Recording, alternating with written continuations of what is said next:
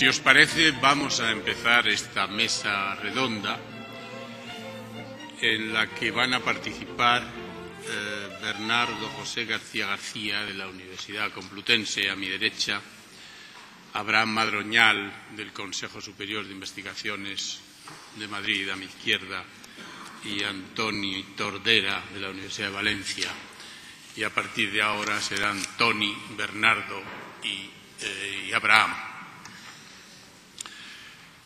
Cuando ideamos la puesta en marcha o las bases, digamos, de este congreso, decidimos proponer a la dirección del mismo que uno de los días estaría dedicado al teatro del siglo XVI, porque creíamos que el teatro del XVI es una pieza clave en la evolución del teatro, de la historia del teatro español. Y el día consagrado al XVI ha recibido después una mesa redonda en la que se abrían los años, el periodo, y era una mesa redonda sobre la puesta en escena del teatro bíblico en el siglo de oro y no solo en el siglo XVI. De manera que hoy en este encuentro vamos a tocar aspectos del teatro del siglo XVII, posiblemente aspectos más corrientes, numerosos, presentes en el teatro del XVII. Medios, espacios y circunstancias. El abanico es inmenso y nos hemos puesto de acuerdo los cuatro para hacerlo de una manera dinámica.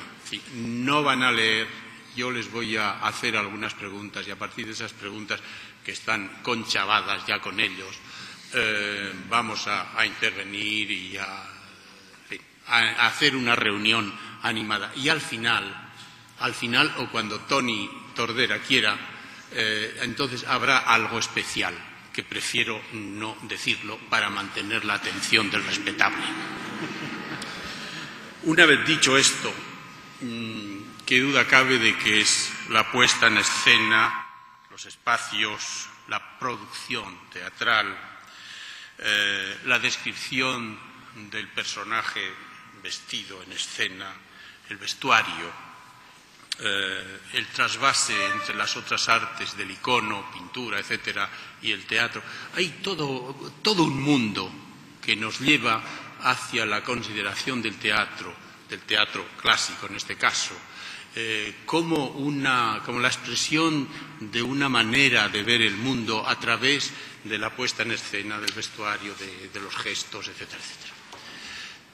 Y dentro de ese marco, yo creo que sería útil empezar por haciéndole a Toni Tordera una primera pregunta, que cuáles son los problemas que plantea el estudio de la puesta en escena de un género bíblico tan específico y peculiar como es el auto sacramental. No sé, yo te lanzo la pregunta. Gracias. Es un poco injusto que después de tantas y magníficas ponencias dedicadas a los aspectos textuales, pues el otro lado del teatro, que es la puesta en escena, pues sea tan reducido como es una mesa redonda y además sometido al interrogatorio de Alfredo, ¿no? Así que con toda seguridad vamos a ser no solo esquemáticos, sino a lo mejor incluso demasiado esquemáticos, ¿no? Comparado con la riqueza de estos días, ¿no? Yo traía, y es un poco la primera pregunta que habíamos pactado, era el enfocar, ya dada la dificultad de plantearlo en términos amplios, mejor dicho, en términos muy pormenorizados, plantear el tema de la puesta en escena dentro del género bíblico y dentro del género bíblico del auto sacramental y de referencia, digamos, claramente eucarística, porque al elegir un caso extremo, el auto sacramental, con una presencia muy fuerte del tema eucarístico, aparecen una serie de cuestiones que son las que yo creo que podría ser una primera respuesta a lo que planteas, ¿no? En realidad, el género autosacramental, y ya no añadiré todas las veces eucarístico, sino simplemente autosacramental, más que un género, es un hipergénero en el que se plantean una serie de elementos inicial y quizás definitivamente sería un problema posterior, heterogéneos, como son los aspectos estrictamente, digamos, litúrgicos, los aspectos o los temas de carácter bíblico. Y dentro de lo bíblico, y aquí sería un aspecto, un problema que dejo ahí planteado, hasta qué punto el tema de la Eucaristía es directamente un tema bíblico, es un tema bíblico que llega a través de la definición o interpretación a través de un dogma. Por tanto, entre el tema bíblico de la Última Cena y lo que se plantea la Eucaristía hay un intermedio definitivo y definitorio que es el dogma de la Eucaristía y de la transustanciación, lo cual plantea un tema que dejo ahí abierto, que es el primer Ginsburg, el autor, el famoso historiador italiano del entorno del queso, el molinero, etcétera, plantea precisamente que el dogma de la transustanciación introduce en el mundo de la representación el tema de la presencia, de tal forma que uno de los temas que dejo ahí planteados sería hasta qué punto, luego volvemos a la segunda parte, ¿no? Hasta qué punto el teatro, el auto sacramental es teatro, no en la medida que no todos los signos se refieren a cosas externas, sino que hay un tipo de signos sacramentales que se refieren, significan lo que son y son lo que significan. Y por tanto estamos hablando de signos inicialmente no teatrales, ¿no? Pero el tema del género plantea más cosas. Es decir, enfocar la puesta en escena como género, por lo que tú me preguntabas, plantea, y lo voy a hacer muy rápido, el género no es solo un conjunto de rasgos que definen un texto, sino que un género define o establece sobre qué es posible hablar. En segundo lugar, establece un repertorio de formas de actuar. Y en tercer lugar, y me parece fundamental por lo que hablamos de puesta en escena, un género es una hipótesis de dramaturgia sobre los efectos que se quieren conseguir en el público. Y aquí apuntamos una cosa que luego me gustaría discutir contigo un poco, que es hasta qué punto el teatro bíblico y en concreto el auto sacramental es solo o principalmente catequético. Vale, para pasar muy bien. Y Abraham quiere intervenir. Bien. Buenos días. Me interesa mucho lo que ha planteado Toni Tordera y Alfredo también. Yo estoy trabajando ahora en los autos sacramentales de un lugar concreto como es Toledo, el Corpus en Toledo, en los siglos XVI y XVII, y todo lo que tiene que ver con la escenificación de los autos y todas las circunstancias que rodean a la escenificación de esos autos, tanto a los autos primeros, ya se aludía esta mañana, los de principios del XVI, incluso parece que antes, como los que se pusieron en escena en 1600 y sobre todo los de Calderón y Rojas Zorrilla en el Corpus de 1640 a 1645, me interesa mucho y estoy sacando documentación de los archivos toledanos para ver qué características tenía la puesta en escena de estos autos. Es un proceso todavía en marcha, pero me gustaría subrayar algo de lo que ya ha hablado el profesor Tordera, y es que la intención de, por una parte, de mover al espectador, de adoctrinarle por otra y de dejar una carga de moralidad en el ambiente, lleva a las personas que organizan los autos en la Catedral Toledana primero y luego en las plazas de la ciudad, lleva a utilizar una serie de mecanismos, una escenografía que podríamos decir en sus inicios compleja y que a medida que va pasando el siglo XVI y llega al XVII se vuelve más compleja todavía en cuanto a lo que tiene que ver con lo que se conoce como las memorias de apariencias. Yo creo que una de las primeras maquinarias teatrales que se utilizan en la escena de los siglos de oro es justamente la que se pone en escena para representar los autos, primero en la catedral, entre los coros, y después a la puerta de la catedral y en las plazas delante del ayuntamiento y delante del pueblo entero.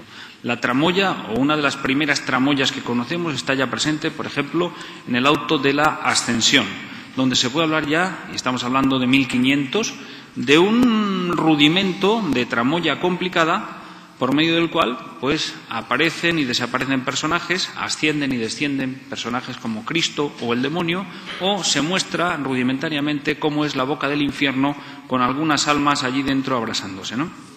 Entonces, todo eso que al principio, como digo, es rudimento, se va complicando. Sabemos que Lope de Rueda, por ejemplo, representó varios autos entre 1560 y 1562, también en la Catedral de Toledo, y aquella descripción de Cervantes de que las comedias no eran nada más que un pobre espectáculo con una manta y un poco más, desde luego no se ajusta para nada a lo que sabemos de la representación de los autos sacramentales en el Corpus. Y estoy seguro de que Lope de Rueda no utilizó menos medios que los que se venían utilizando a principios del XVI. Esto, como digo, se complica muchísimo en el XVII, y las memorias de apariencias que Calderón manda a los carpinteros toledanos para que ejecuten sus escenarios, ¿verdad?, son verdaderamente portentosas. Incluso, y he aquí un dato que yo creo que nos ayuda también a entender cómo es esa manifestación literaria, incluso, digo, algunas son tan difíciles de elaborar que los carpinteros se dan por vencidos y obligan, según mi opinión, al dramaturgo a no componer esa parte del auto que tenía pensada escribir, dado que es irrepresentable por la dificultad misma del escenario que planteaban, ¿no? Pero bueno, podemos seguir hablando, si queréis. Bueno, hemos dicho que esto era una mesa redonda y aquí es lineal.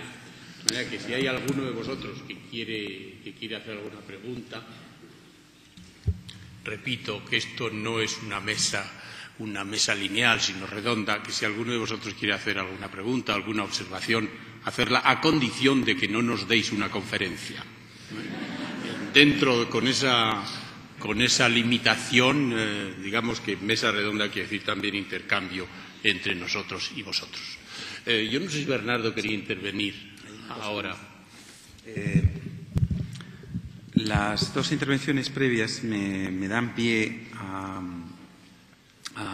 la discusión sobre precisamente ese cambio que los textos al que aluden, y si eso es real. Tú lo decías para Lope de Rueda, y hay otros testimonios, bueno, Cervantes y Lope incluso se refieren. Antes la gente salía a representar con unos pellicos, tenían 4 sayas, unas tunicelas y barbas, pelucas, pero los atos de las compañías eran pobres comparativamente. Y esto ellos lo refieren digamos, un momento anterior desde luego, las compañías que están actuando en los años 80, 90, incluso 70 del siglo XVI, un momento anterior. Es decir, que hay pobreza en la variedad del vestuario y hay unos recursos que son tópicos, ¿no? Demasiadas pelucas y barbas, muchos tocados, algunos elementos de accesorio, pero poca variedad en el vestuario, Uno cuando va de ese testimonio a los inventarios de bienes de actores, actrices, maestros de compañías, digamos, ¿no?, autores de comedias, y luego los atos que están registrados en los documentos notariales por diferentes circunstancias, y los contratos en adquisición o alquiler de vestuario, uno empieza a ver que hay un fenómeno que se liga a un cambio muy importante en el teatro, que tiene que ver precisamente con el corpus. Y es la exigencia en la contratación de las fiestas de corpus que el vestuario sea nuevo, que haya que confeccionarlo y que haya que presentar un nuevo vestuario cada año. Esto es un coste muy grande para las compañías y va a marcar unas diferencias terribles entre unas compañías y otras. Frente a un teatro que existe, que tiene menos recursos y que atiende una demanda, a aquellas compañías que pueden hacer una oferta suficiente o interesante para que un municipio las contrate para el corpus. Es un cambio radical y yo creo que se sitúa en una cronología también precisa, prácticamente en los años 60 en adelante. Antes no creo que sea una imposición eficaz que se vea en las actas municipales. Hay ciudades en las que el cambio es muy fuerte porque son ciudades en las que el sector textil se implica de lleno en la financiación, cofinanciación. Entonces aparecen mercaderes de paños, sastres y otra serie de personas vinculadas al sector textil, que como hay que hacer prendas nuevas, se convierten en fiadores de las compañías y contratan con las compañías el hito que es más importante en toda la temporada teatral, que es el corpus. Pero no solo eso, la compañía que gana la joya, es decir, el premio en el corpus, el ingreso que obtiene prácticamente viene a equivaler al gasto que ha hecho en vestuario nuevo. Es decir, que una parte, además es que se especifica así en la joya, al dárselo a una compañía, en las cuentas del ayuntamiento, se especifica por qué se lo están dando. Y la calidad de la prenda, la adecuación, la historia, la puesta en escena es una base muy importante de la concesión de la joya. Esto establece una economía propia a las compañías. El vestuario es un capital muy importante en la inversión y en las deudas de las compañías. Las crisis económicas de las compañías derivan en gran parte de ese problema de tener que comprar vestuario nuevo. Esto es lo primero que quería añadir, pero desde luego que hay un cambio muy fuerte y que va a marcar grandes diferencias entre qué compañías son las que tienen los contratos de las principales ciudades, porque el presentar un vestuario lujoso, a pesar de las críticas de Lope contra la compañía de Velázquez, por ejemplo, y que sean compañías toledanas, sevillanas, valencianas, algunas de las principales compañías, que luego serán compañías reales, viene dado por ese criterio del recurso a la espectacularidad, al lujo, que está implícito en el uso de las telas caras, que es una imposición de los ayuntamientos a la fiesta del Corpus como una gran fiesta en la que se luce la ciudad, desde luego, ¿no? Pero que organiza la temporada en gran medida, ¿no? Luego daré casos, pero es simplemente esto, creo que convenía decirlo. Esto que dices, y te lo comentaba antes en una conversación que teníamos en la cafetería, me hacía pensar en las representaciones de los colegios de jesuitas, en Sevilla, por ejemplo, en que los papás de los bebés les prestaban a los hijos trajes lujosos, joyas riquísimas, porque era necesario aparecer como tales. Y ahí hay una conexión evidente con el teatro llamado comercial, aunque este no lo era en el primer sentido de la palabra comercial, aunque lo era desde otro punto de vista. De manera que ahí sí.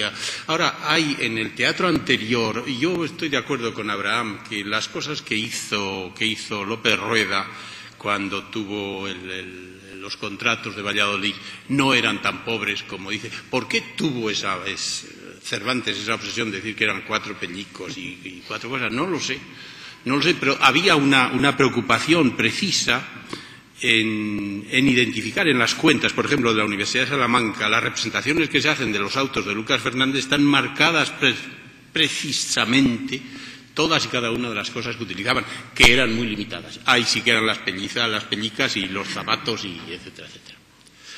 Ahora, yo quería hacer... sí, Mercedes.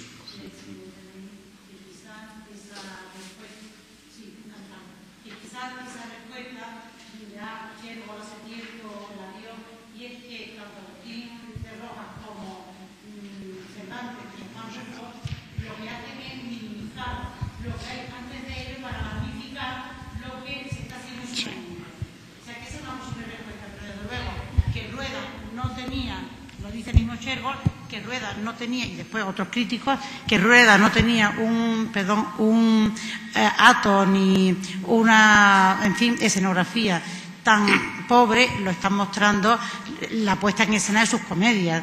Ni el tablado era 4 tablas sobre 2 bancos, en absoluto.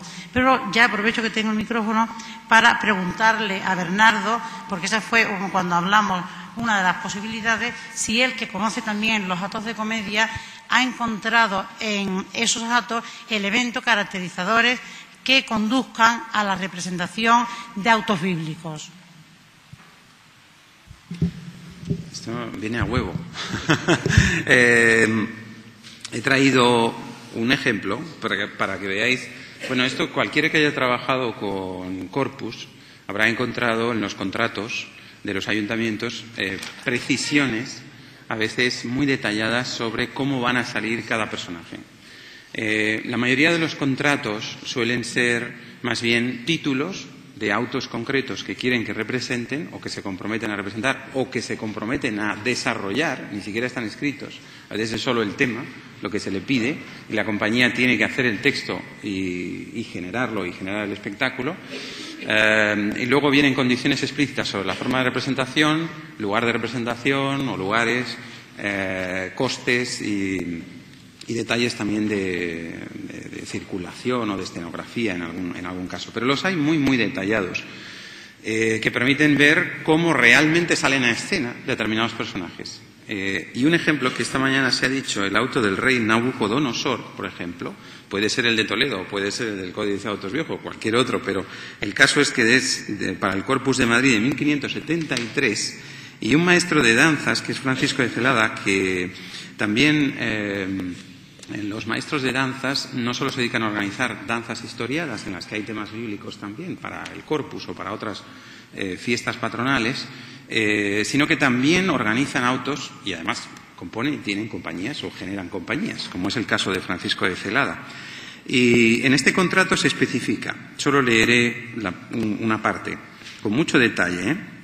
Primeramente ha de hacer un auto del rey Nabucodonosor en el cual han de salir a la loa 5 figuras, que las 4 han de traer la ceguedad, son personajes de estos que comentabais esta mañana, en medio, que es la que ha de hacer la loa. Y las 4 son vanagloria y soberbia, de mujeres, y desatino y atrevimiento, de hombres. Y han de salir delante, desatino y atrevimiento, con guitarras y con cotas de llamas y faldones de pintura, y en las cabezas tocadillos con sierpes tañendo y cantando un villancico, y detrás de estos la vanagloria, vestida de tafetán encarnado y muy galana, y sierpe en la cabeza, y la soberbia, armada de la cinta arriba y faldas de tafetán verde o blanco, y sierpe en la cabeza. Y sigue así. Va dando otros personajes. Las últimas figuras son contrición y penitencia y confesión. Estas salen de sayas, en diferentes vestidos, y un ángel, como se suele comúnmente sacar, y para este auto, con todas estas figuras, y de la manera que he dicho es, bueno, hay otros ejemplos muy interesantes también de otros textos.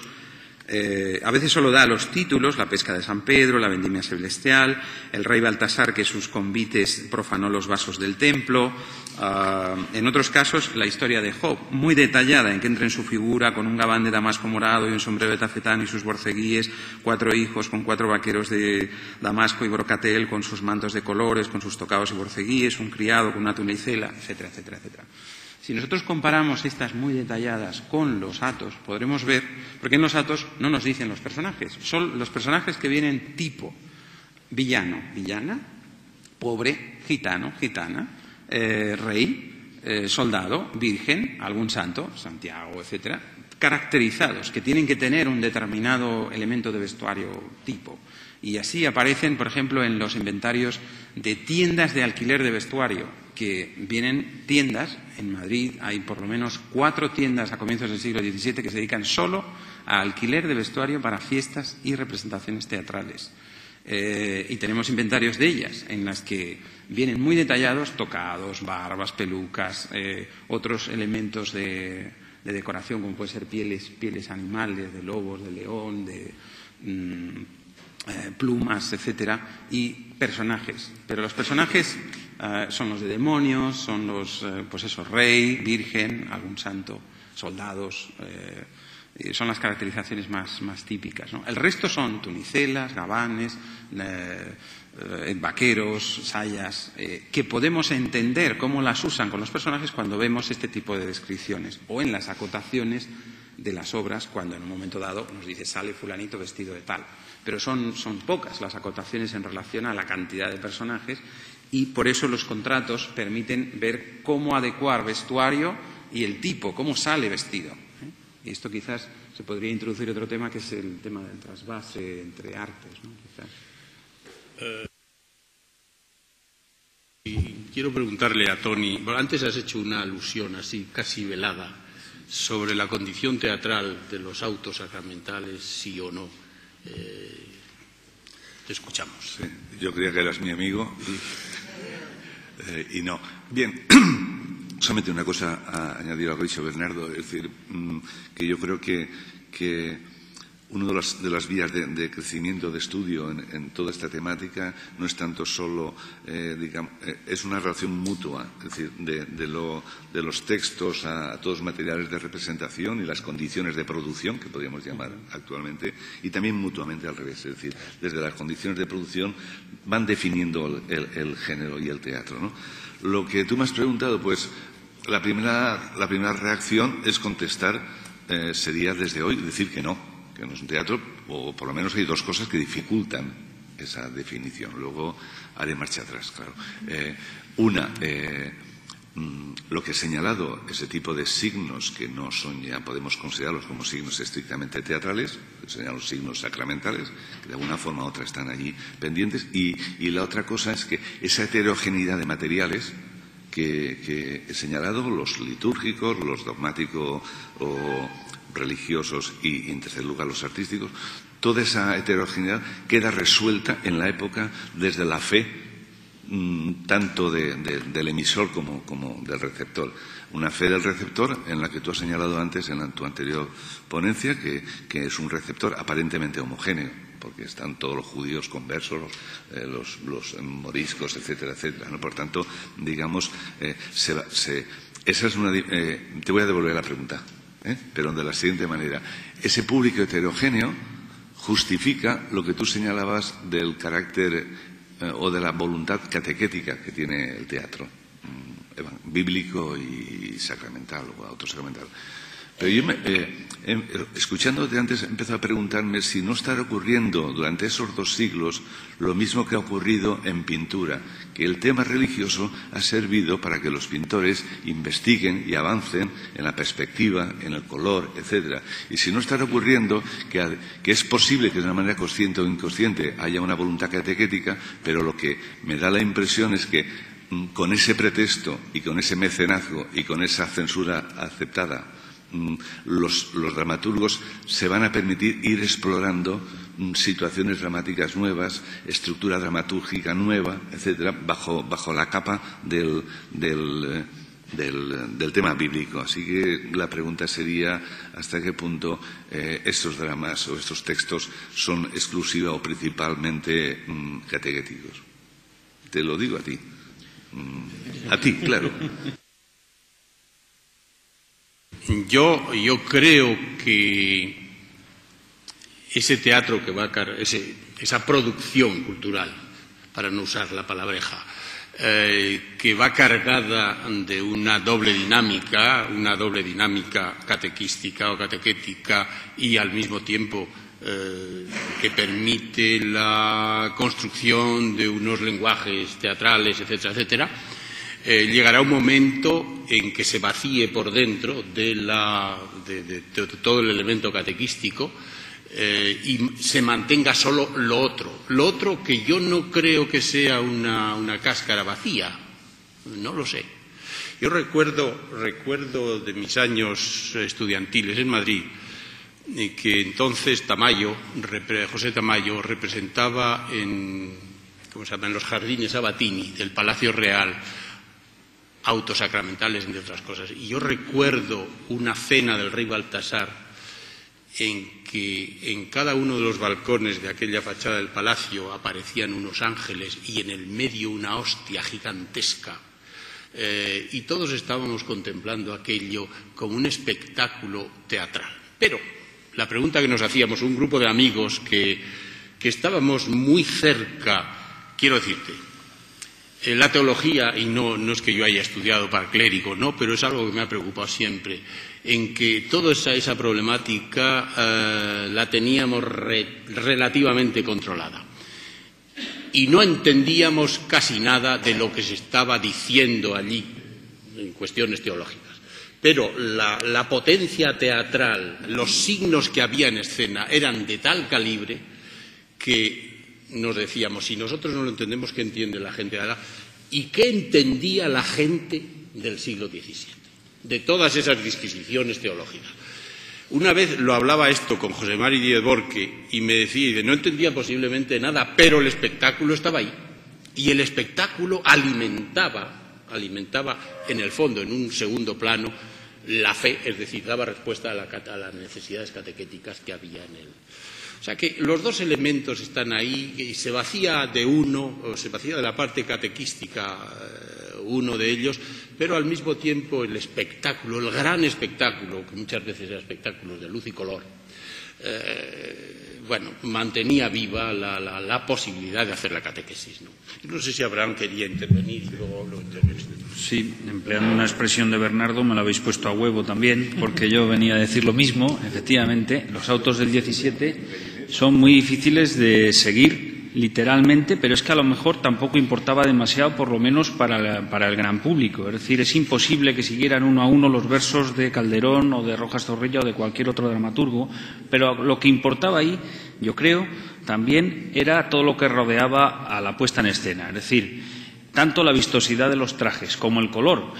No hemos aludido al simbolismo de los colores, pero evidentemente los espectadores, sin necesidad de que los personajes hablen, los identifican perfectamente por el color de sus ropas, por ejemplo.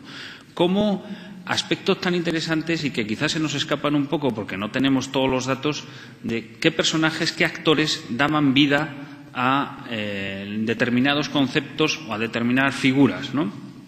Un detalle muy interesante. En 1643, y este es un ejemplo concreto, el actor que representa la figura de la verdad en un auto de Calderón es Cosme Pérez, más conocido por todos nosotros como Juan Rana.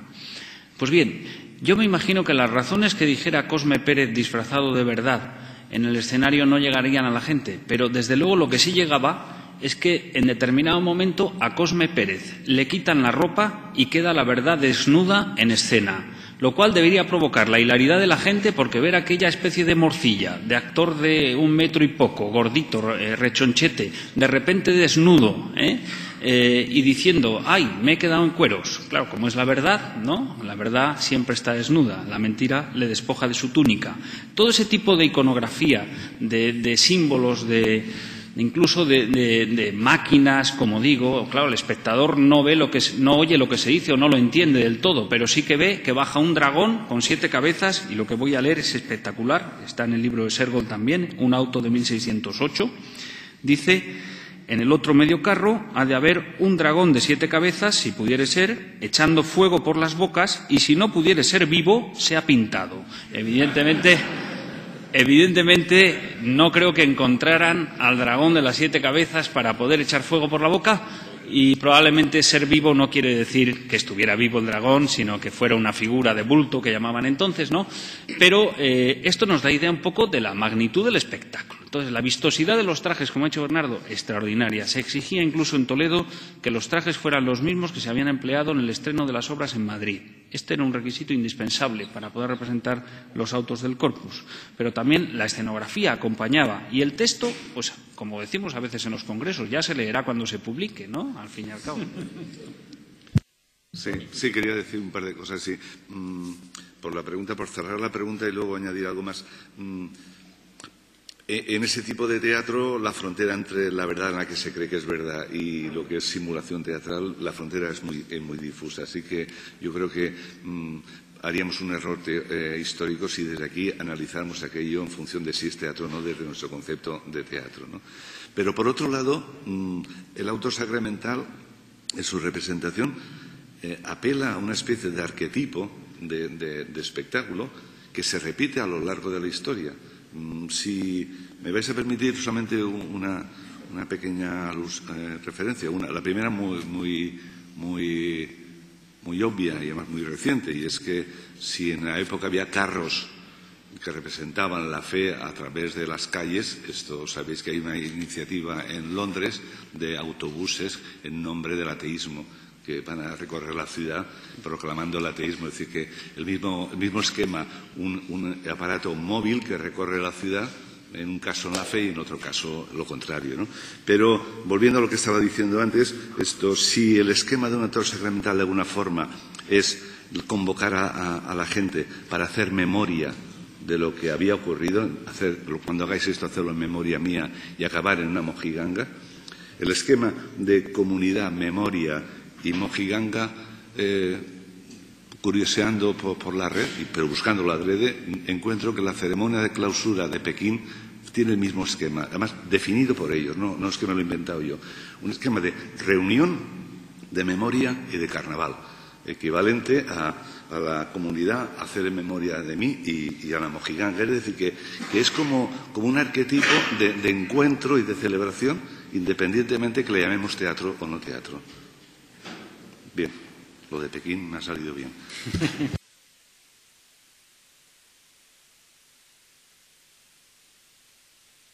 Perdón, César. No, ya te ha tocado.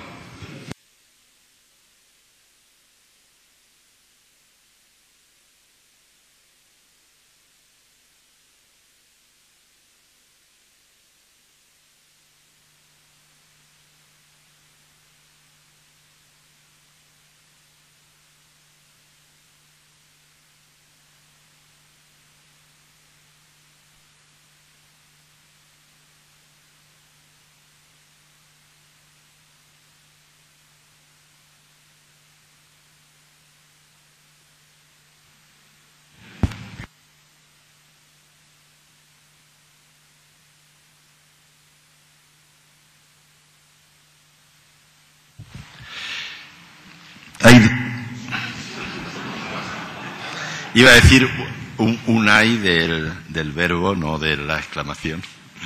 Hay dos cosas que no tienen nada que ver, pero que en el fondo se juntan. La primera, yo creo que el tema fundamental, y está bien que se hable en representación de esto, es el tema de qué es lo que se comunica en el escenario, ¿no? Qué es lo que le interesa a los artistas comunicar Y claro, habéis tocado varios puntos fundamentales y Abraham decía, pues ya lo leerán, claro, lo leerá quien lea, ¿no? Pero hay una cosa hay un ejemplo muy palpable que a mí siempre me ha hecho pensar, y sobre todo hablando del siglo de oro, el ejemplo de Valle Inclán. En Divinas Palabras, el final, un sacristán le dice a todo el pueblo reunido, en latín, que no soy capaz de reproducirlo bien, quien esté libre de pecado, que tire la última piedra. El pueblo gallego al que va dirigido luego no tenía ni idea de latín. Sin embargo, la gente se calla. Hay una cosa muy bonita, que es comprender algo que no se comprende. Eso pasa mucho en el teatro. La mayoría de nosotros, que tenemos ya una edad, hemos salido y hemos visto musicales en Londres o en París, en otros idiomas, incluso en español. Cuando uno ve una ópera no entiende absolutamente nada del texto, pero uno enseguida se dice, da igual, me gusta. Yo creo que este mecanismo funcionaría muchísimo en lo que estáis diciendo. Es el tema de Tamayo que decía, claro. Tamayo era muy listo, entre otras muchas razones, y sabía muy bien que él podía montar autos sacramentales, se entiendan o no el mensaje subliminal o lo que sea, ¿no? Pero desde luego el espectáculo lo veían. Y vosotros, y tú y tus compañeros, seguramente sabríais qué era la cena del rey Baltasar, sabríais qué era Calderón, sabríais qué era... Vosotros seguro, los de ahora no lo saben. Pero, y con todo, es muy fácil preguntarse, los que están a mi alrededor, qué es lo que... Hay una dificultad de entendimiento. Y esa dificultad de entendimiento me viene al segundo punto. Y es, ¿por qué estoy yo aquí? Si yo no soy especialista de esto. Yo estoy por culpa de este señor que tengo a mi derecha, que no he quedado bien con él, porque él me llamó, y sus colegas, para que yo intentara traer una representación, porque lo que quería la organización no es solo que viéramos dos conciertos, es que viéramos dos conciertos y alguna representación. Y aquí estoy yo, que no lo he podido conseguir. Ese es mi fracaso. ¿Por qué es mi fracaso? Porque no hay. Porque no hay producción ¿Quién va a montar, salvo algún loco que lo hay, lo hace a lo mejor en Almagro y luego lo entierra? Yo le decía a Miguel Ángel Pérez Priego que tuve la suerte en mi época de Almagro de poder conseguir algo así como la Josefina de la que nos hablaba. Y todo el pueblo de Almagro, a la salida de la función, me decía: estoy decepcionado porque no ha salido Josefina. Es decir, y claro, y los pobres chicos que montaron eso, enseguida lo guardaron. ¿A quién convenzo yo para que venga a La Rioja a hacer una representación ante especialistas y luego se guarda en el montaje? Es una pena que ni siquiera el Cristo de los Gascones de Ana Zamora, que ese sí lo teníamos fácil, hubiera podido venir, pero tampoco es eso exactamente lo que representa todo lo que estamos hablando. En un país culto, que no es el nuestro, seguramente, ahora sí tendríamos, en repertorios raros, tendríamos un Sánchez de Badajoz, tendríamos un Micael de Carvajal y sobre todo tendríamos varios Lucas Fernández. Es una pena y un poco una vergüenza que no se produzca eso. Que Lucas Fernández lo ha representado este chico Piris, el alicantino. Bueno, No, yo lo he visto en El Paso. Sí, pero tú has visto una cosa sobre eso y bueno, prefiero no meneallo. Prefiere no. Que está bien, que está bien que lo hagan, pero se hace por unas cuestiones y por unas razones que no son las normales, ¿no? Vamos a hacer un texto para enseñar algo, pero no hay producción. Sí hay, afortunadamente, del Teatro del Siglo de Oro, pero no nos engañemos. Hay producción desde que el Festival de Almagro, Compañía de Teatro Clásico, porque antes no había quien encontrara un Lope en España. Y no hace tanto tiempo, hace 30 años no había quien encontrara un Lope. Me callo. Una intervención breve, Marc Vitze, y luego te doy la palabra, Bernardo. Vamos a acabar, Juan Antonio, ¿dónde está? Vamos a acabar como hay 10, una cosa así. 10:15. Pues gracias. Varias cosas. Primero, darte las gracias porque eres un moderador admirable. Yo tengo que moderar una mesa dentro de mañana y me acabas de dar una lección perfecta de lo que hay que hacer. No digo más.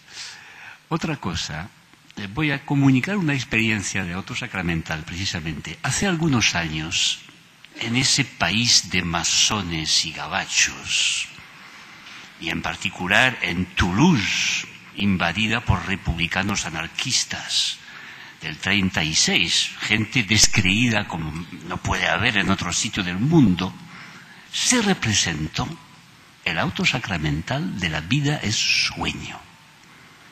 Sí, señores y señoras. Y el público de gente absolutamente corriente de Toulouse y españoles, claro, pero en francés, y también en español, las dos versiones dieron, quedó absolutamente fascinado.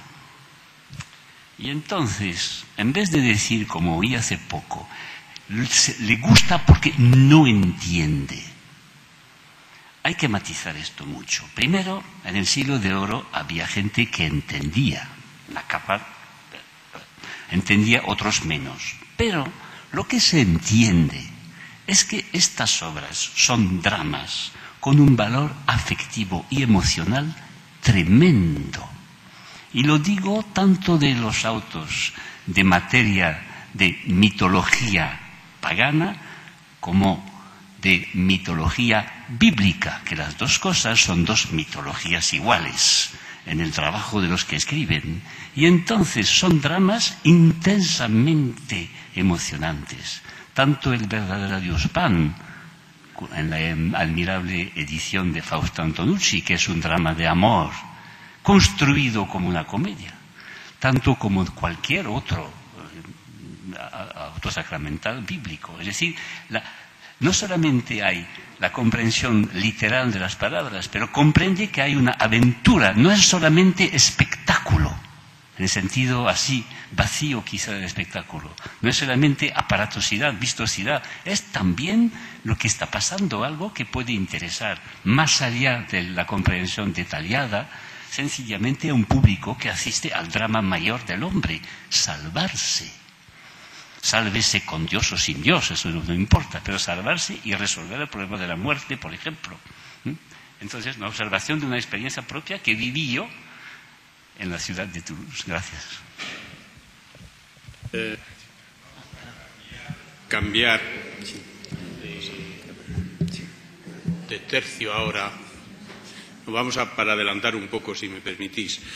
Yo quisiera que tocásemos un punto importante, que es el de los trasvases entre la pintura, la escultura y la puesta en escena, los trajes, etcétera, etcétera, porque eso tiene una enorme influencia.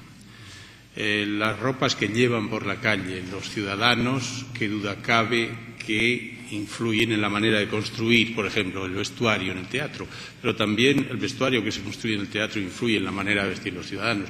Uno de los estudios que habría que hacer, y no es estrictamente sobre el vestuario, es ver cómo en el Siglo de Oro la aparición de ciertos nombres, de mujeres sobre todo, pero en fin de hombres también, personajes femeninos, influía en los nombres que se daban a las muchachas en el bautismo. Y ahí habría que hacer unos repertorios en los inventarios de los nombres, y desde luego yo estoy seguro de que habría muchas Vanesas, como ocurre ahora, habría muchas Vanesas y muchos nombres disparatados que aparecen en las series de televisión y que luego caen en la cabeza de esas niñitas, ¿no? Pero, en fin, este es otro tema. Vamos a los vestuarios, porque hablando antes con Bernardo, él planteaba ese tema que me parece extremadamente importante, y luego ya intervenimos tú y luego Tony, y ya cerramos ahí. Bueno. Ciertamente, en relación a lo que decía César, en este periodo estamos en una multiplicidad podríamos decir, de eventos en los cuales aparecen los textos bíblicos, están presentes.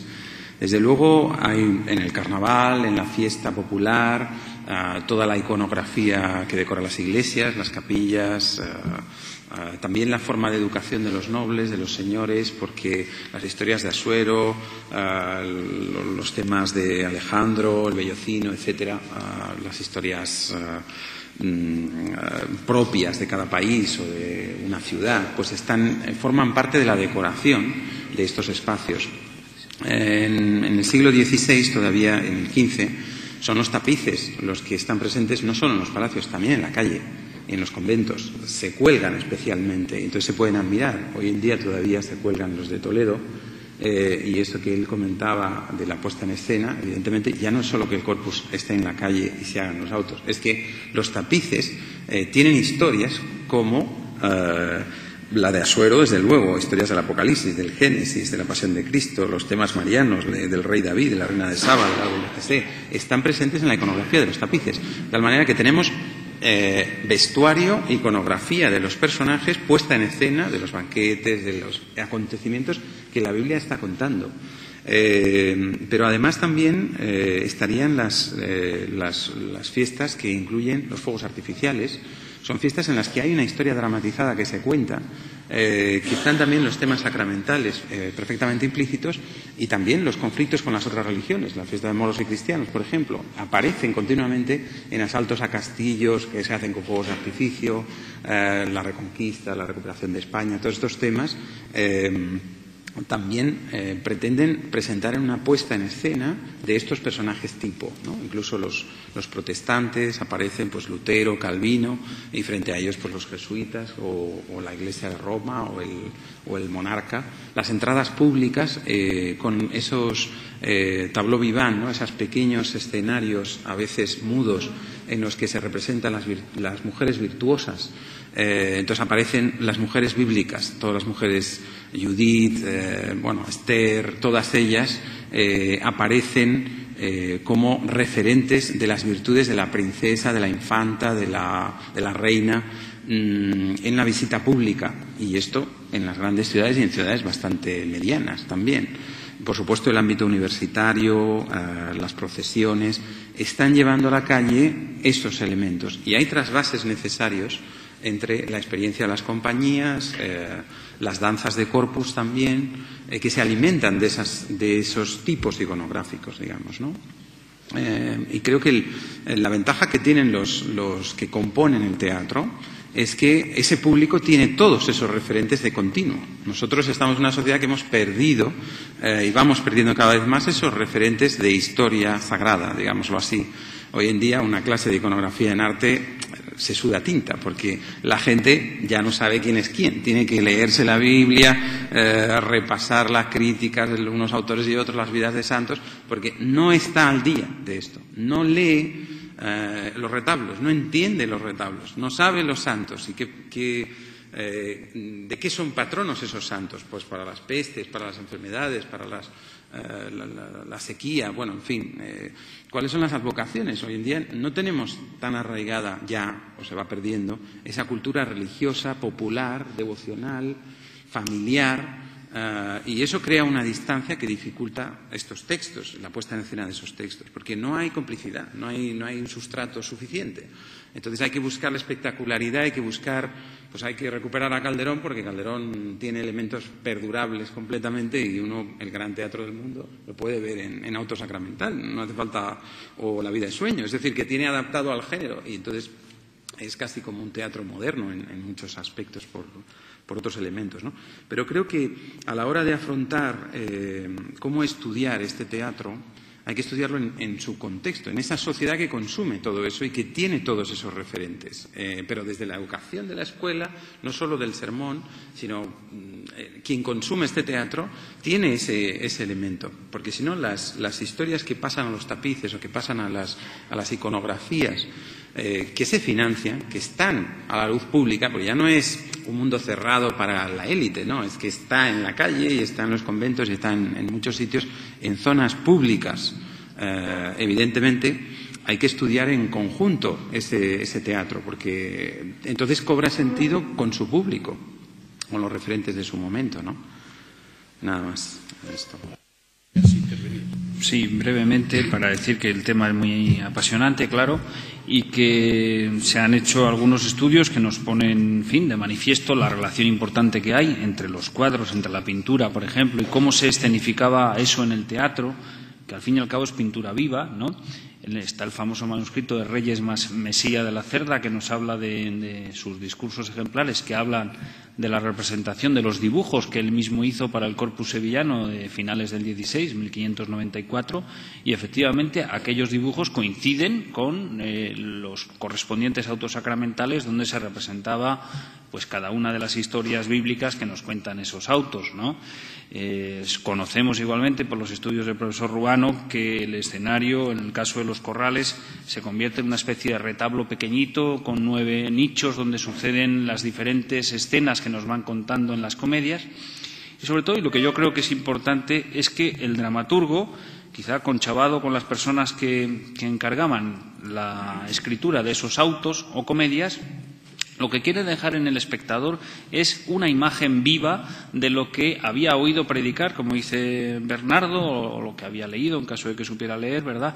Y que quedara en su mente cómo las personas que se comportaban mal, como el rico avariento, acababan en las llamas del infierno, que se veían físicamente allí, como se representaba igualmente en los cuadros de la época. Y, por el contrario, los que se comportaban bien, como Lázaro, ascendían mediante un mecanismo, mediante la correspondiente tramoya, ¿verdad?, al cielo, a sentarse allí allí en la mesa de Dios Padre, y así sucesivamente. Y no es cuestión de poner aquí, por ejemplo, los ejemplos tan pictóricos de, por ejemplo, en los cabellos de Absalón de Calderón, ¿no? En esa escena final magnífica donde aparece Absalón en un cuadro mudo atravesado por 2 lanzas y colgado de los cabellos, ¿no? Una imagen que impacta sin duda, o las múltiples imágenes en las comedias de muertos en escena, muertos violentamente en escena, ensangrentados, San Pedro y San Pablo en una comedia de Lope, por ejemplo, el uno muerto boca abajo y el otro atravesado a la cabeza con una espada, etcétera, lo cual debería quedar en el imaginario de las personas que contemplaran aquello como una imagen imborrable, ¿no? Igual que la de un cuadro, quizá. Tony tiene vamos a cerrar ya con tu intervención. Sí, solamente un poco insistir en lo que decía Marvise antes, que todo el teatro bíblico, sacramental, etcétera, lo que es fundamental es que, más allá digamos, del contenido doctrinal y incluso de la espectacularidad, es acción pura, ¿no? Quiero recordar que hace unos meses tuve la ocasión de ver un Rojas Zorrilla representado en una cárcel de Valencia y el público eran los presos de la cárcel, lo más parecido a un patio de mosqueteros, ¿no? Y nos esperábamos, fue actividad del aula de teatro de la Universidad de Murcia, os esperabais quizás un griterío, abucheo, y sin embargo el público no es que seguía con atención el texto, que les era imposible, como a muchos de nosotros también, pero estaban muy atentos al desarrollo de la acción. Así que yo creo que queda ahí pendiente un tema. Quiero hacer 2 resúmenes muy rápidos. Uno es cómo la Biblia y los autos sacramentales son el territorio donde los dramaturgos avanzan en su exploración de dramaturgia nueva. Ese es igual que han hecho los pintores en perspectiva, etcétera, etcétera. Y la segunda cosa, un poco para ir preparando el fin de fiesta de hoy, una de las cosas que tengo que decirlo es que, después de haber escuchado estos 3 días, es que me da la impresión que la gente de teatro sabe mucho más de la Biblia que la gente de la Biblia sabe de teatro. Y creo que sería muy bueno que se aumentara estas cosas. Es discutible, pero digo, es una inversión, y por tanto una inversión seguramente. Y la segunda cosa que quería decir, pero por otro lado, sin embargo, a la hora del estudio de la representación teatral, creo que la gente de teatro y el estudio no solamente de la representación, sino de la dramaturgia, etcétera, la gente de teatro ignoramos mucho lo que pudo significar y aportó la música a ese desarrollo del espectáculo. Y esto viene al caso, por volver al principio del todo, he empezado yo diciendo que esa sutura entre las historias teatrales o mejor dicho, los elementos teatrales y los dogmáticos a través de la Eucaristía, y viene al caso recordando un poco el final del gran teatro del mundo, donde al final se propone cantar un Tantum Ergo. Pues hoy hemos preparado una pequeña sorpresa con la ayuda de Juan Carlos Asensio, del cual os recomiendo un disco que acaba de sacar que se llama Música para el Corpus, es decir, que aprovecho, como le he pedido que cante, o le hemos pedido que cante, un Tantum Ergo, pasa aquí delante, hago propaganda de sus discos.